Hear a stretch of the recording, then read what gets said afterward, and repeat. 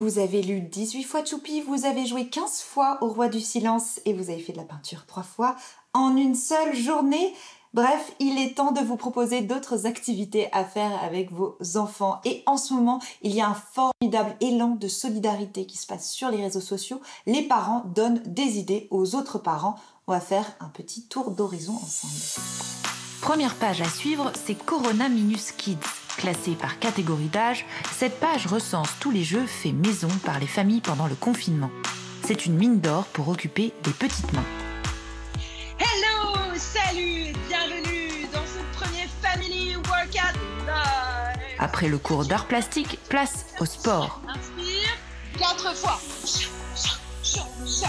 La coach sportive Lucille Woodward propose des vidéos pour faire du sport avec ses enfants et en utilisant ce que l'on a à la maison. 2 rouleaux de papier toilette par personne. Allez, tape, souffle, souffle. Des cours gratuits que l'on peut suivre dans les conditions du direct tous les mercredis et dimanches à 16h. Donc, être content. Autre maman qui souhaite partager son savoir, c'est Marie. Interprète en langue des signes, elle parle sur sa page tous les soirs de communication bienveillante et des signes pour mieux communiquer en famille. En cette période de confinement, on peut avoir le signe être énervé. On prend les 2 poings fermés, on part d'en bas et on monte en les remuant. Ensuite, il y a le signe bouillonner quand on accumule beaucoup et que ça va exploser. On a la main bien à plat, on vient la poser au niveau du torse et dessous, on remue les doigts. Voilà. Comme ça ? Bouillonner, exactement. Et ensuite, un signe qui peut être intéressant en ce moment avec le stress, c'est la peur. La peur, on prend la main au niveau du cœur qui vient taper, c'est le cœur qui bat très fort. Peur.